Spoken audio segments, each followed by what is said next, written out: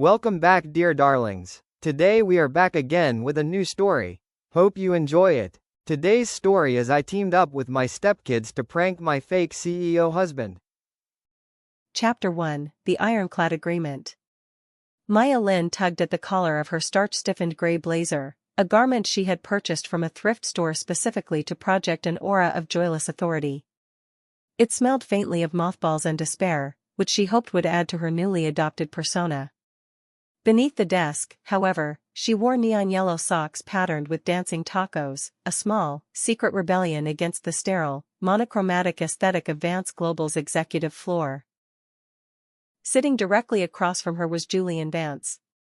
He looked less like a man and more like a monument carved from imported Italian marble and corporate ruthlessness. As the CEO of a multi-billion-dollar logistics empire, Julian was famous for optimizing everything in his life, including his time, his emotions, and, currently, his family. He slid a heavy, leather-bound document across the polished mahogany desk. His eyes, a shade of blue that could freeze hot coffee, locked onto hers. "Let us review the parameters one final time, Ms. Lin," Julian said, his voice a low, perfectly modulated baritone that commanded absolute silence. "I am in the final stages of a hostile takeover of a rival firm. My board of directors requires the optics of stability. A stable home, a stable marriage, a stable CEO.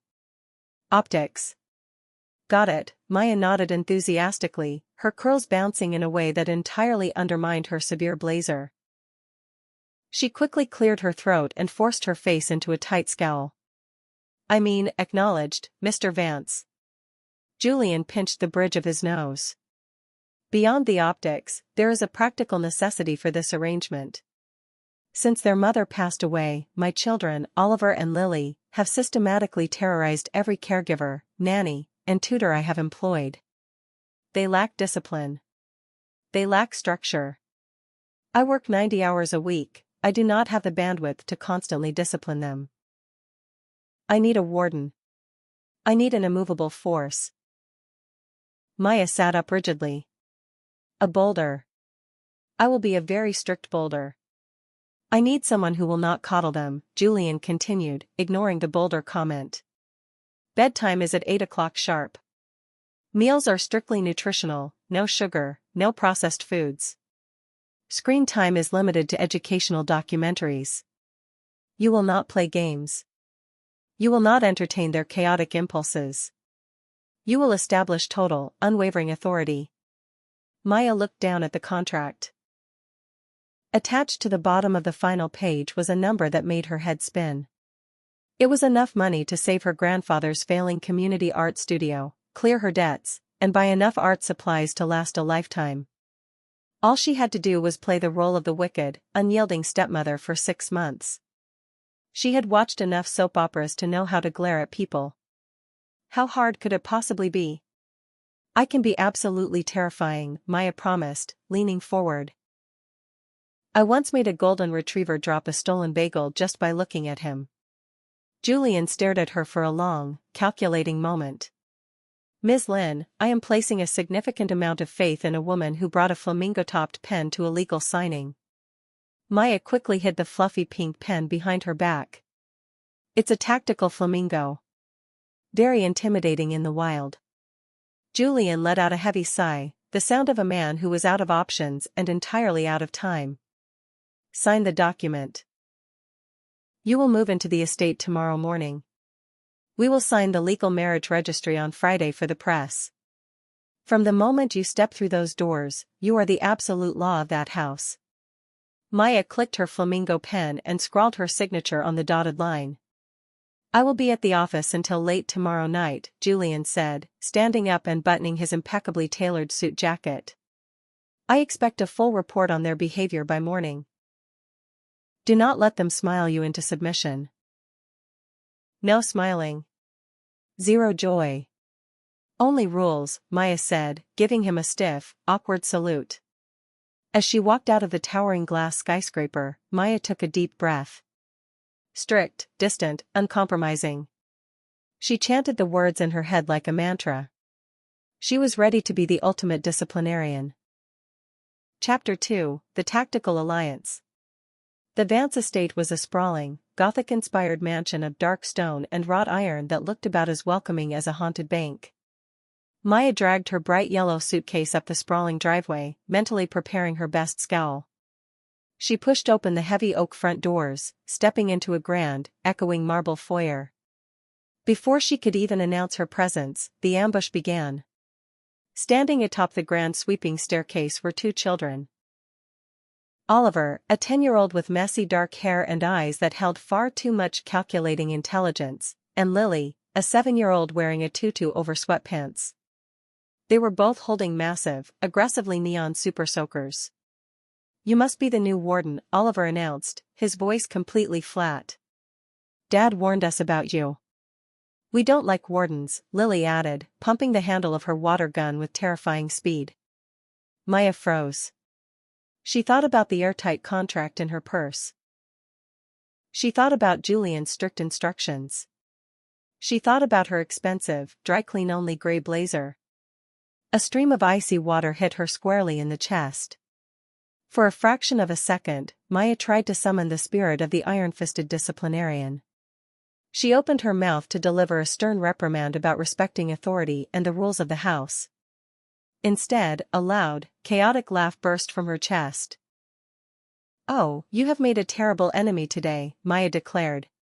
She dropped her yellow suitcase, reached into her oversized canvas tote bag, and pulled out a bright green plastic dollar store water blaster. "Prepare for total annihilation." The children's eyes widened in sheer shock as Maya lunged behind a velvet-tufted ottoman, dodging a second blast from Lily. "Sniper!" Oliver shouted, retreating behind a marble column. "Lily, cover my flank." What followed was 10 minutes of absolute, unmitigated warfare. The pristine foyer was transformed into a battlefield. Maya combat crawled across the imported Persian rugs, popped up from behind potted ferns, and engaged in a wild shootout across the mahogany dining table. She had the distinct advantage of being an adult with zero regard for her own dignity. Finally, breathless and completely out of ammunition, Maya surrendered. She collapsed onto the wet marble floor, starfishing her arms. "Truce," she gasped, laughing so hard her ribs ached. "I yield. The fortress belongs to the rebellion." Oliver and Lily cautiously stepped out from their hiding spots. They were soaked, panting, and staring at Maya with profound bewilderment. Usually, by this point in the nanny cycle, the adult in question was either red-faced and screaming or actively dialing a taxi. Oliver frowned, his dark eyebrows knitting together in a scowl that perfectly mirrored his father's. "You're not yelling." "Why would I yell?" Maya asked, sitting up and wringing out the hem of her ruined blazer.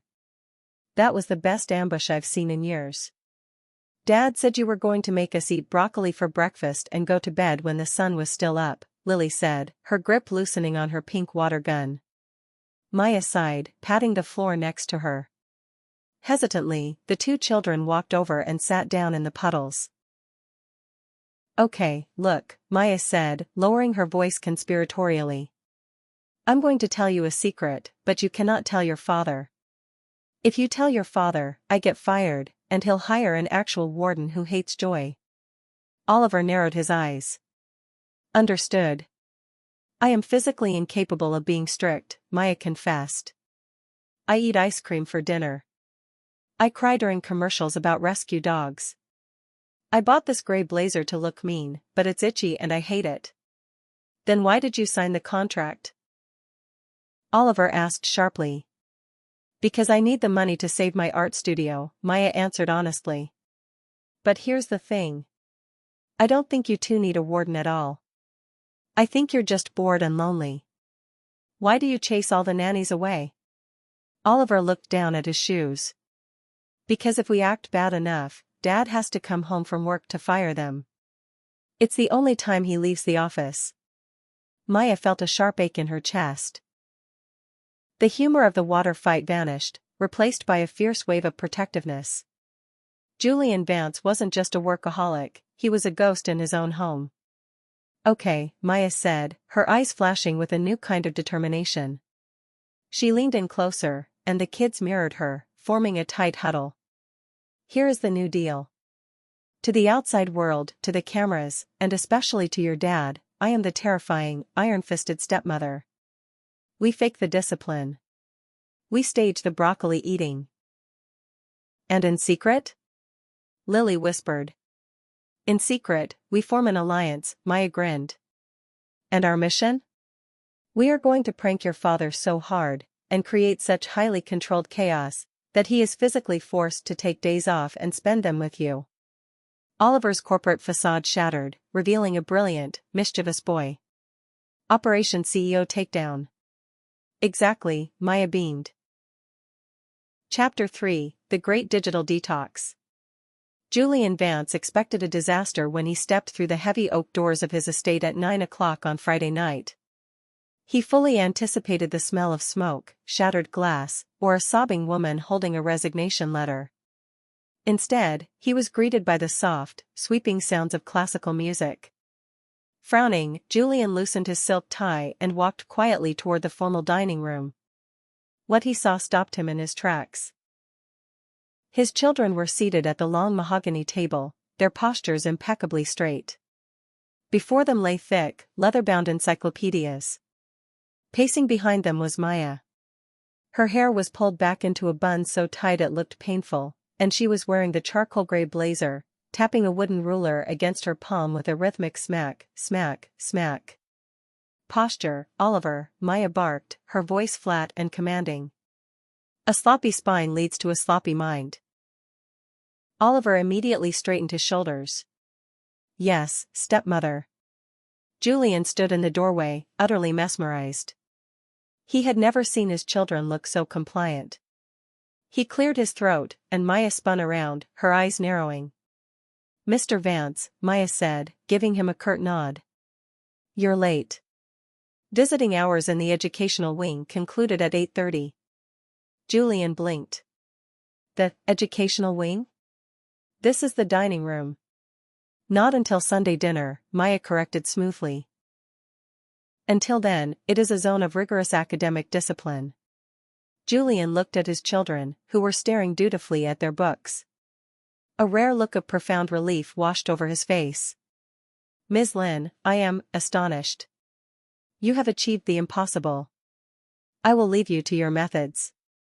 Good night, children. Good night, father, they chimed in terrifying unison. Julian turned and headed up the grand staircase. The second the door to his wing clicked shut, the illusion shattered. Maya violently yanked the scrunchie out of her hair, groaning. Oh my God, that bun was cutting off blood flow to my brain. Oliver immediately shoved the encyclopedia aside to reveal a spread of playing cards hidden beneath it. You almost broke character when he called it the dining room. I held it together. Maya protested, tossing the ruler onto the table and grabbing a handful of pretzel sticks. All right, back to business. Phase 1 of Operation CEO Takedown begins tomorrow. Oliver's eyes gleamed.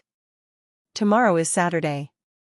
He has a mandatory 4-hour strategy call with the Tokyo executives starting at 8 a.m. Unacceptable, Maya declared. Weekends are for cartoons and pillow forts. The contract says I have to instill healthy boundaries. I've decided that includes a healthy boundary with his workaholism. At precisely 7:45 a.m. the next morning, Julian walked into his soundproof study, opened his laptop, and prepared for corporate warfare. A tiny, gray dinosaur appeared on his screen. No internet connection. Annoyed, Julian checked his smartphone. No Wi-Fi signal.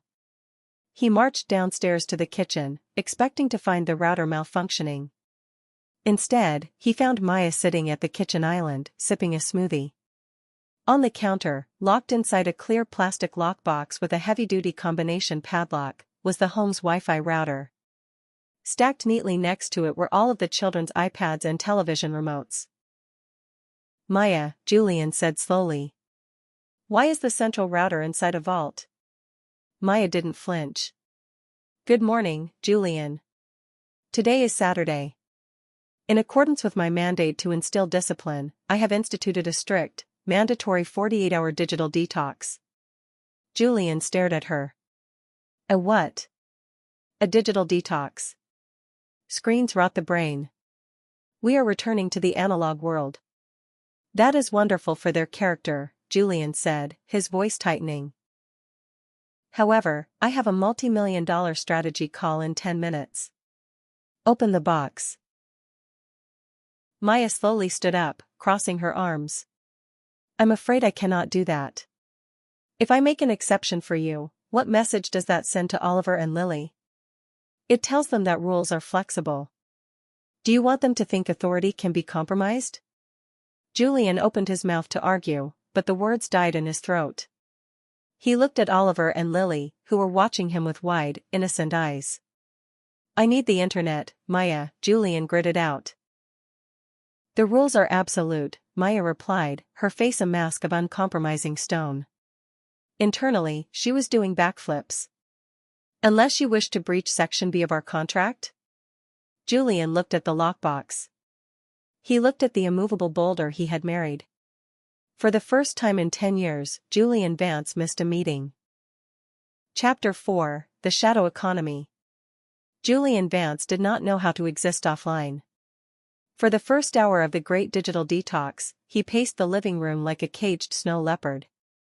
He tried to read a physical newspaper, but the stock numbers were a day old, which to him was practically prehistoric.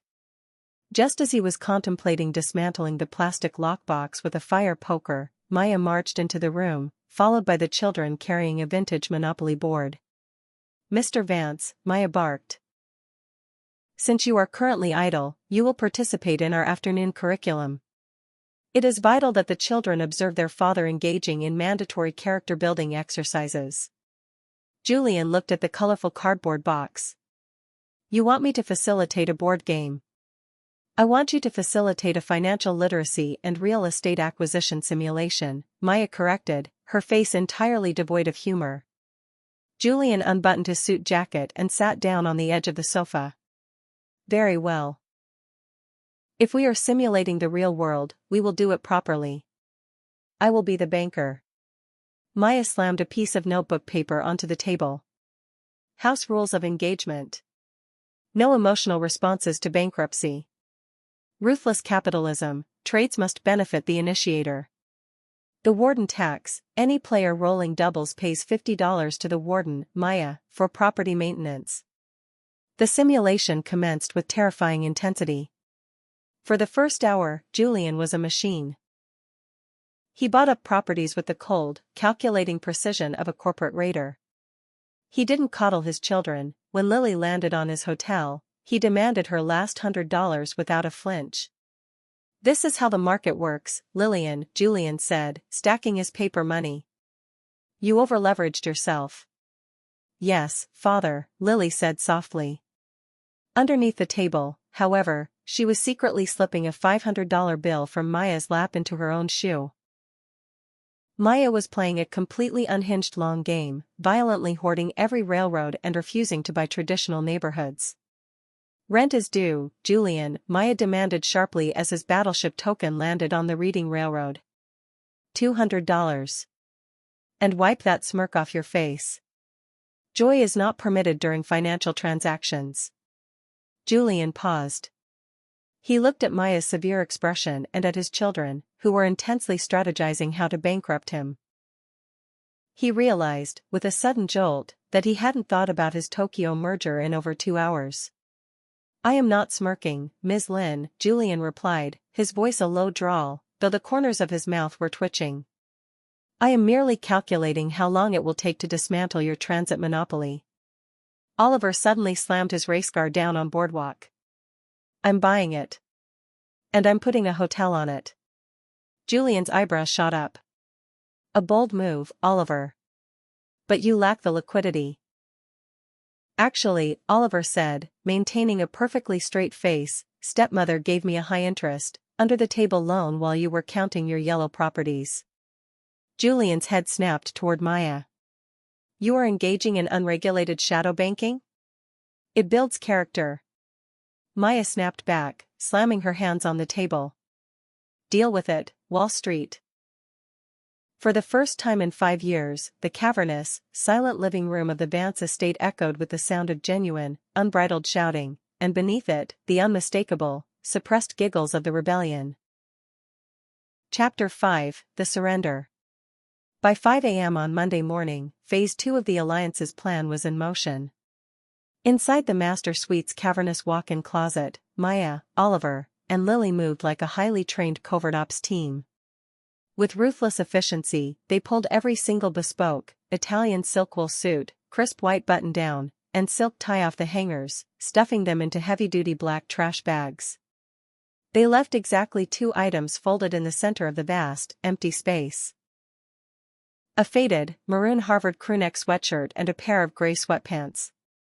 Pinned to the sweatshirt was a note: routine wardrobe decontamination is in progress.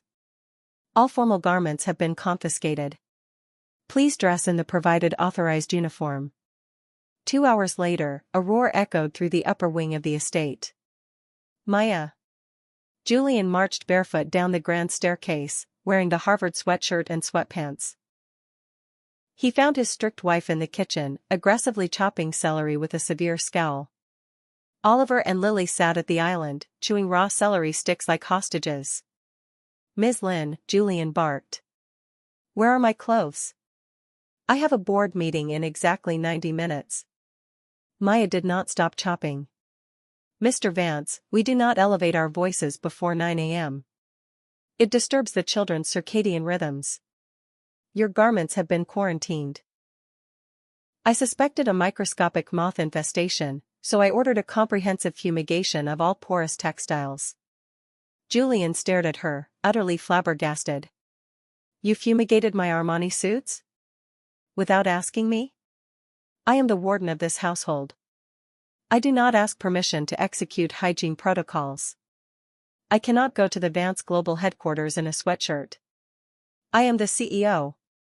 Then I suggest you work from home," Maya replied smoothly. "Though the router is still in the lockbox." Julian looked at Oliver and Lily. They stared back, unblinking. He looked down at his faded college sweatshirt, feeling a bizarre, foreign sensation welling up in his chest. Relief. "Fine," Julian sighed, pulling out a bar stool. "But if I am staying home, we are ordering pizzas." Through the landline. Maya slammed her hand on the counter. "Pizza is unauthorized contraband." But as Julian turned away, she fiercely high-fived both kids under the counter. By 3:00 p.m., the wilderness survival simulation had escalated. Julian was sitting cross-legged on the grass inside a fortress made of patio furniture, eating pepperoni pizza. He hadn't checked his phone all day. As he crawled out of the fort to throw away his paper plate, he heard hushed voices coming from the kitchen window. "Phase 2 was a massive success," Maya was whispering. "The target has been neutralized with pizza. When can we give him his suits back?" Lily asked. "We hold the hostage garments until Wednesday," Maya declared. "By then, the Stockholm Syndrome of sweatpants will have set in. Operation CEO Takedown is almost complete." Outside the window, Julian froze. Hostage garments. Operation CEO Takedown. There were no moths. There was no strict disciplinarian. His entire weekend had been a highly coordinated, premeditated prank. Julian stepped through the patio doors. The kitchen went dead silent. Maya froze, her fake, severe scowl melting away completely into absolute panic. "It was all me," she blurted out quickly. "The kids had nothing to do with it. I planned the whole thing. I hid the router, I bagged your suits. I know I breached the contract. I'll pack my bags." Oliver grabbed Maya's hand. "No. We helped. We're an alliance." Julian looked at his children, fiercely defending the woman he had hired to terrorize them. He looked at Maya, who was entirely willing to lose her massive payout to protect his kids. He thought about the 90-hour workweeks.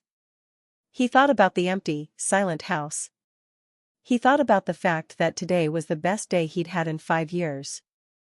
Slowly, Julian reached into his sweatpants pocket and pulled out his silver Mont Blanc pen. He grabbed a paper towel, wrote something down, and slid it across the marble counter to Maya. Amendment to contract: the warden is officially fired. The co-conspirator is hired permanently. Maya looked up, stunned. Julian's lips twitched, breaking into a genuine, relaxed smile. "I'm not mad, Maya," Julian said softly. "I think I've been asleep at the wheel for a very long time. It apparently took a dollar store water gun and a hostage situation with my Armani suits to snap me out of it." Maya let out a shaky breath, a brilliant smile breaking across her face. "So, I'm not fired?" "No," Julian chuckled, leaning against the counter.